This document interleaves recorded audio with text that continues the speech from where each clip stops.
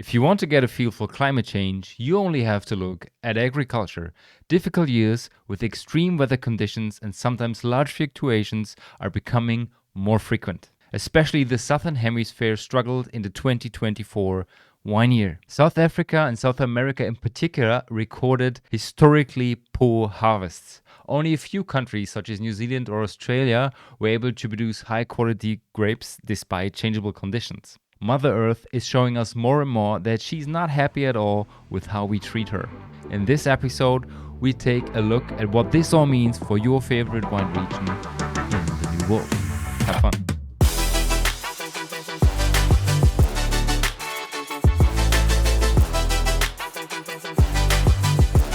Welcome to the Pinot Pixel podcast episode number 175, and today we're taking a deeper dive into the Southern Hemisphere and the vintage 2024. But before we start with that, we want to clarify two or three things. First of all, we have to clarify New World versus Old World. And there is a difficulty between separating New World, Old World and Northern Hemisphere and Southern Hemisphere, because today we try to define New World as the wine countries that started grape growing after the colonization of the Europeans around the 1500s.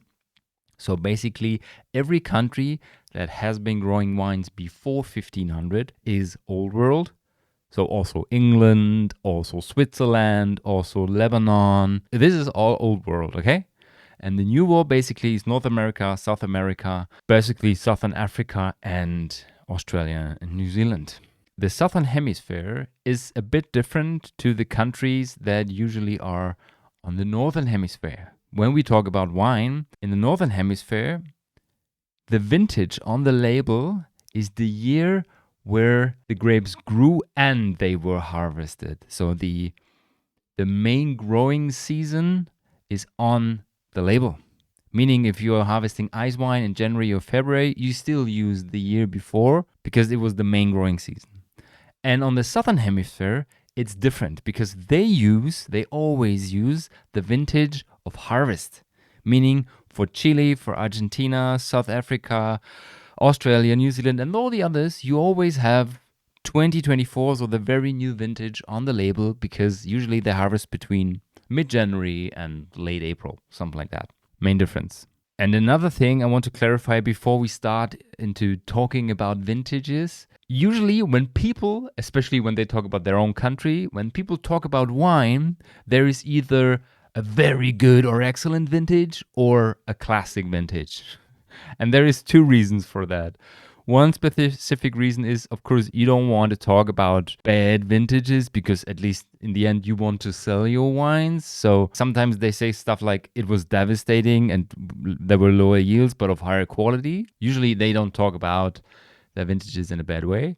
And secondly, of course, technology and knowledge are broader available. So everybody has access to technology and knowledge all over the world. So it's easier to make higher quality and also being more consistent over the vintages. So maybe 30, 40 years ago, it was even tough in great regions such as Bordeaux to make steady quality. And you had huge variations in between the vintages. And today, they're getting closer because it's easier to make high quality. Nevertheless, especially when we talk about the Southern Hemisphere, there were so many extreme weather conditions, talking about 2024, that we have to take a deeper dive into every single country. And in addition, I have to say, it's quite tough to get reliable data from the Southern Hemisphere. I mean, there is countries that have agencies for their marketing, Wine Australia, New Zealand Wine, South Africa, but still, they usually either publish it very, very late or they only talk or they only paraphrase it. I don't know how to say that. Even for this episode, it was quite tough to get current data, actual data. So some of the numbers are estimated and some of them are taken from 2023 just to give you a feeling for every single vintage. We want to start with South America, and there is basically 4 important wine countries. And right now, some of you might think, 4? There's Argentina, there's Chile. What else? Yeah, there is Brazil and there is Uruguay. And especially those two countries were emerging. They are still emerging, and they have great wines actually. But maybe not super. It's not super easy to get them, especially in Europe. But if you are in South Africa or maybe even in North America or South America, it's easier to have access to those wines. There is some importers jumping on that train and bringing them to Central Europe, but still, it's not super easy to get them. Nevertheless, great quality, great wines, but we want to talk about the specific vintage 2024. And I want to start with Argentina. For every country, I prepared one single sheet just to give you an overview on the vintage, on the current data for hectares, for vineyard area, and for the grapes that have been produced. Some are estimated, but most of them are at least quite reliable. And I will put them on social media as well, but I will use them as well in the presentations of this podcast. So let's start with Argentina. Argentina sits around 2023 data, 205,000 hectares of vine and place number 7 in the world with that. So quite big actually. They produced 1.9 million tons of grapes. So 1.1 million tons were harvested. And this means an average of 9.3 tons per hectare. To summarize the vintage for Argentina, I would say it was challenging, but it was an exceptional year. They had heavy winter rains. At least they were able to refill the water reserves. And sometimes this is very, very important, especially for Argentina.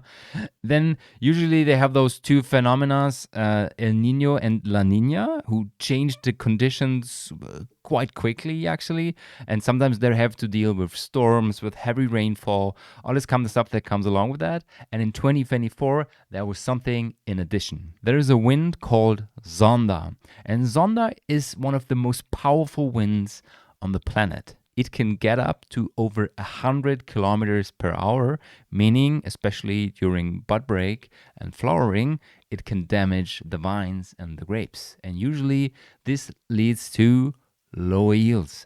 And this also happened in vintage 2024. Right after the heavy rains, we had Zonda, and then many of the grapes were lost, or at least many of the flowering grapes were lost. So we had a yield reduction. In addition, there were summer heat waves, and they caused vineyard heterogeneity, slower maturation, and that resulting in high quality grapes. Because if you have low yields in the beginning, and then, of course, when it's warmer, sometimes they shrink them, but at least they're not super powerful and grow, and the less water available, the higher the concentration in the grape will get.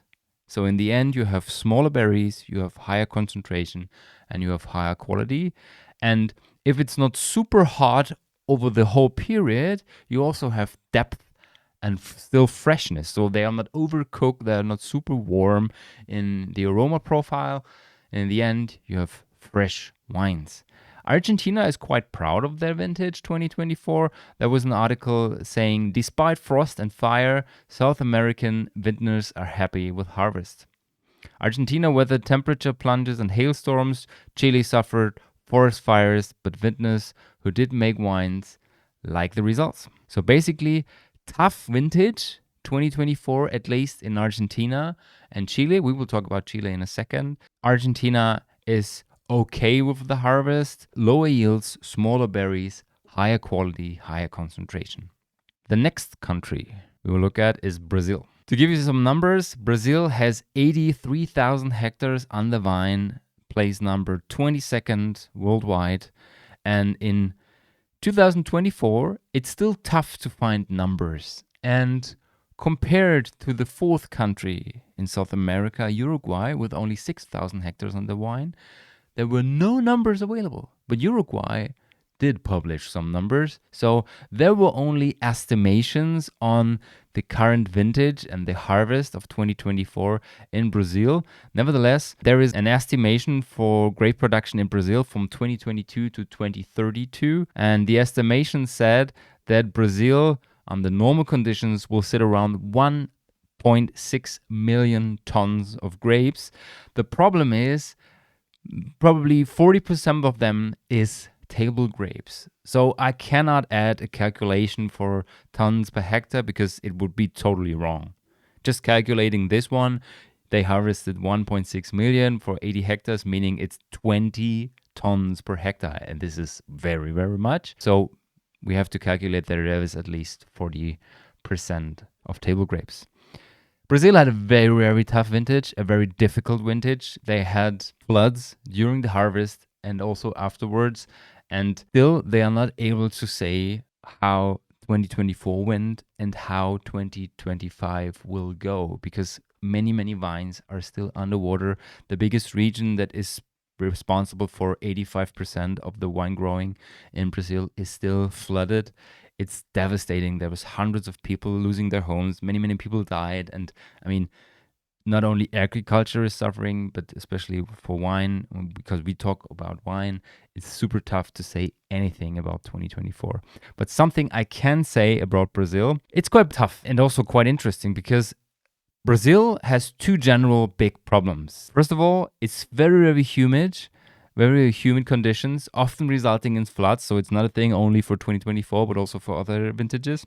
And in addition, they have a super crazy tax system where a winemaker has to add 50% taxes at the moment when the bottle leaves the winery. So prices really jump, and it's not easy to sell them. And maybe this is one of the reasons why there's only few wines available from Brazil. At least for the first problem, for the humidity, they found a solution. And this is quite interesting. We are still talking about the Southern Hemisphere, guys.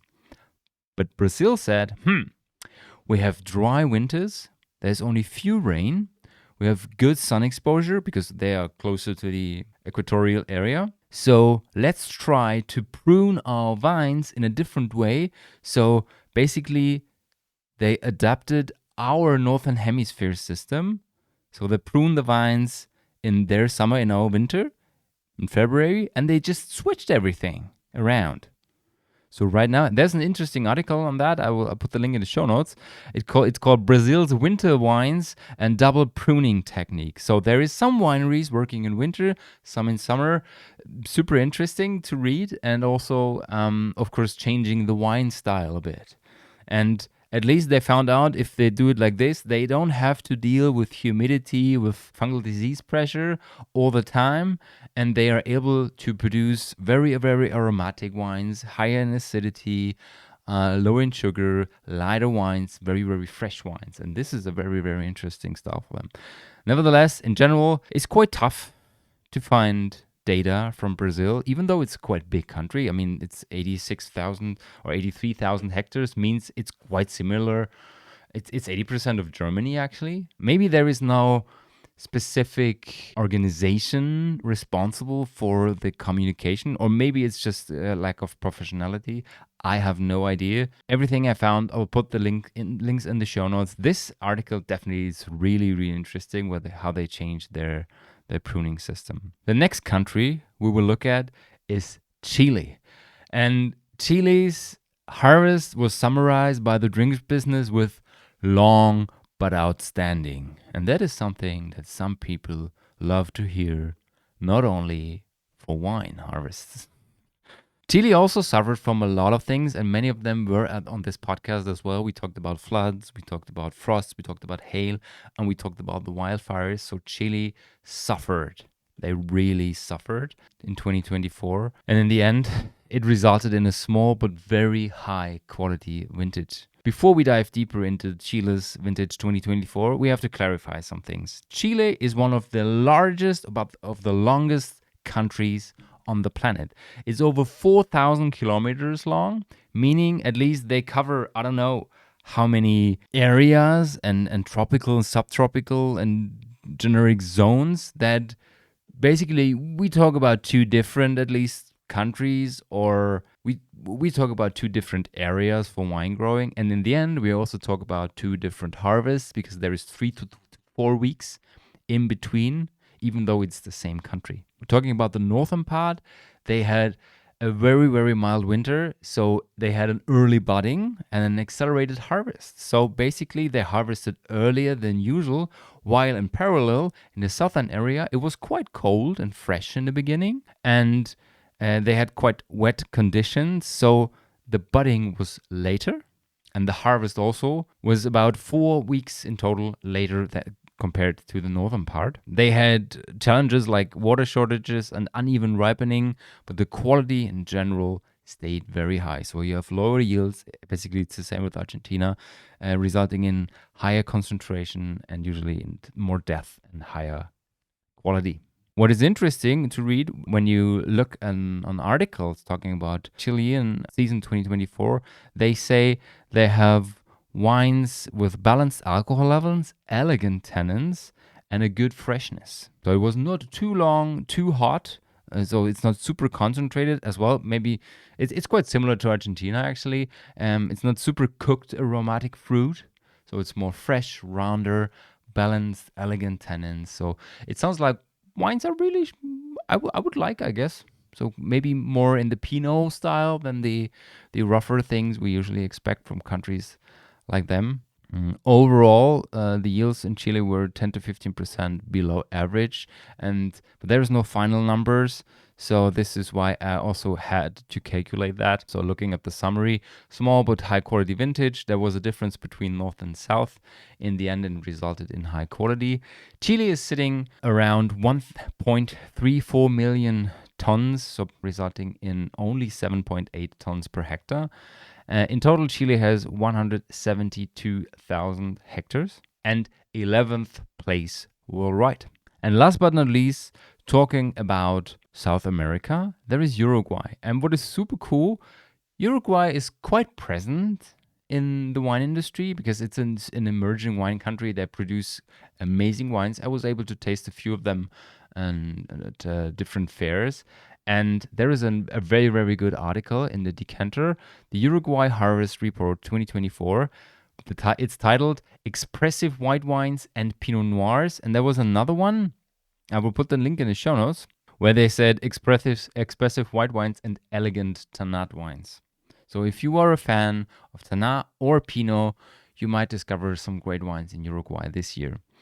Talking about Uruguay as a wine country, actually, it's quite small. They only have 6,000 hectares under vine, producing 100,000 tons. Also estimated because it wasn't finally published. But this means 60th place in total worldwide when it comes to area under vine, and 16.6 tons, so quite high when we talk about the yields per hectare. Maybe there is some table grapes as well that were calculated with the 100,000 tons, and if not, 16.6. It feels a bit higher and maybe an average of lower quality, but talking about the good ones, they also say it was a difficult vintage, but we will see some great wines with lower alcohol and excellent freshness. The article gives many details on the vintage in Uruguay in 2024. Basically, to summarize this, they had low temperatures in winter and a favorable spring with healthy budding, with foliage. They had a cool early summer, and this also is responsible for the freshness in the final wine. And then they had a very, very severe ending of the season. In February, they had a heat wave, and then they had a very, very heavy March with rain that was resulting in floods. And this was also responsible for an earlier harvest because they said if we don't harvest right now, either the wine is the grapes are just diluted, or maybe we will even lose everything due to the floods. So they harvested earlier this year, resulting in lower alcohol levels. They are still ripe. And of course, in the end, they are also fresher, higher in acidity. The aroma profile is more expressive. So in the end, they are quite happy with the results of vintage 2024 in Uruguay. And just right now, we only talked about one continent, South America. You should have this feeling right now that something is weird, not only in the wine world, but generally when we talk about agriculture and the climate situation we are dealing with. And all those severe conditions, those extreme conditions, they're happening everywhere. They're happening every single year, and it doesn't get better. So the next country we will look at is South Africa. And South Africa experienced a roller coaster vintage. There is an article from South Africa Wine, and they are more on the side, it was an exceptional vintage.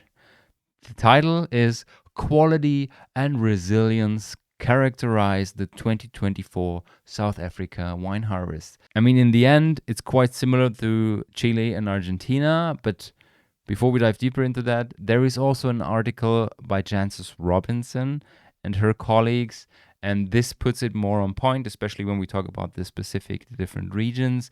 And they say in the end, it was a roller coaster vintage. They had demanding climatic events, they had frost, they had heavy winter rainfalls, they had heavy winds during flowering, resulting in lower yields again. They were lucky enough to have a quite slow ripening season, resulting also in smaller berries, in lower yields, in higher concentration. And during harvest and just before harvest, they had quite moderate, mild conditions. So it was dry, there was no disease pressure, and the harvest went quite well and resulted in very good quality. Look at South Africa as a wine country. 122,000 hectares, so a bit more than Germany, 14th worldwide, and the estimation is 1,100 tons. And this is what was communicated about South African wine. So they have 1,100 tons, but they only come from 88,000 hectares, meaning there is 40,000 hectares with table grapes. And this results in 12.5 tons per hectare yield. Quite okay, I would say. I mean, there is some very, very basic quality coming from South Africa, but there's also concentrated, low-yielding wines in South Africa available. I would summarize the vintage 2024 in South Africa with a demanding vintage, resulting in good grape quality and hopefully in high-quality wines. There is some other countries as well, especially in the southern part of Africa, that have vines and wines. Namibia, for example, but data is barely available actually, and it's also not super present in foreign markets, especially in the key markets. So South Africa will be the only country we'll talk about from Africa. And right now we go to Australia and New Zealand. The thing with Australia is it's a very, very big continent with many, many wine regions. The good thing is one of the best wine marketing consortiums, organizations on the planet are in Australia. So Wine Australia, they have so many reports, they have numbers, they have stats, they have everything. And they're quite fast with the communication. So also this year, I guess it came out in April or at latest in May, to see that they have a total crush of 1.43 million tons in total in grapes, with a total value of around $1 billion. Unfortunately, in this National Vintage Report they publish every single year, I'll put the link in the show notes, they don't talk about the development of the current vintage, so what people experienced when it comes to the weather conditions, the growing season, all this kind of stuff. But there is an interesting and a very good article from Wine Selectors, link in the show notes as well, 2024 Vintage Report from Australia. And to wrap this up, the interesting thing is that due to those different wine regions, the areas, and the size of the country, there is a harvest that is spread from mid-January to late April. And different regions also experience different weather conditions. For example, New South Wales saw early ripening with excellent fruit quality despite frost issues in Canberra. South Australia experienced low yields due to very, very dry conditions, and they also had frosts in the beginning, but they produced high quality concentrated fruit. Victoria encountered a quite challenging season. They had a lot of very, very heavy rainfall and then followed by a dry period. So again, like the sinus curve, it's super crazy. But in the end, it resulted in wines with very, very intense flavors. Western Australia had a warm, dry season, and it led to more concentrated fruit and an early harvest in the end, but promising aromatic whites and deep-colored concentrated reds.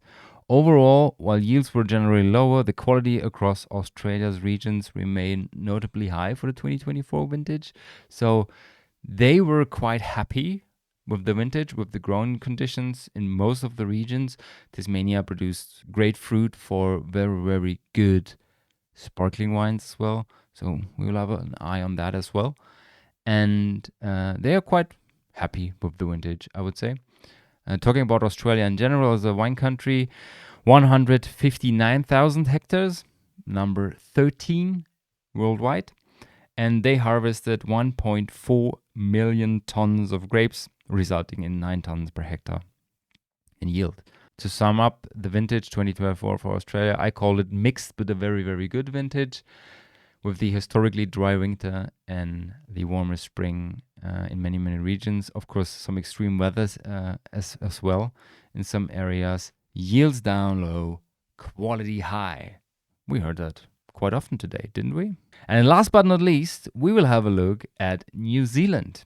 And New Zealand, as a wine country, they are quite small, and when it comes to vineyard area, they are quite close to Austria. They have 42,000 hectares, placed 28 worldwide, and they harvested 480,000 tons in 2024, resulting in 11.4 tons per hectare. This is also calculated, estimated through some growers, because the final numbers weren't published. And New Zealand says 2024 was an exceptional vintage. We had variable weather during flowering, resulting in lower yields. El Nino brought us a dry season, settled conditions through harvest with only very, very minimal disease pressure. So excellent conditions for the harvest. And in the end, it resulted in clean, ripe fruit with intense flavors whilst preserving the high natural acidity. And this is what many people love about New Zealand wines, especially when it comes to the Sauvignon Blancs. They need this freshness, they need the acidity, the exploding nose when it comes to aromas. And this is vintage 2024 in New Zealand. And if the vines go crazy in that country, what else goes crazy? The fruit. Talking about the fruit of New Zealand, the kiwis, they had the banger harvest, the biggest harvest ever experienced, with 45% plus compared to 2023. So if you are a fan of kiwis, and I mean the fruits, not the birds and not the people living there, if you are a fan of the fruit, then maybe you will get some more this year, and maybe they will be a bit cheaper than usual. Nevertheless, not only in wine, but in agriculture, we see many, many things happening. This episode was meant to give you a feeling for the different countries, for the climate situation on the planet, for the weather conditions. The problem, especially with the Southern Hemisphere, is that many numbers are still estimated. They're unconfirmed or even not available at all. Many wines have just finished their fermentation and they have to develop in the cellar. So it's basically almost impossible to say something about the final wines, but at least we talked about the quality of the fruit. To summarize, the 24 vintage on the Southern Hemisphere, lower yields, higher quality. If you were able to produce wine, you have usually concentrated aromas, concentrated food, elegant wines, good wines, and high quality. There are some great examples that should also be available in your country today from 2023 probably, and in the future from this vintage 2024. And if everything goes as planned, I can present some of those wineries in the next week in episode 177. Have a great week, guys. See you on Saturday with the weekly update. Ciao, ciao.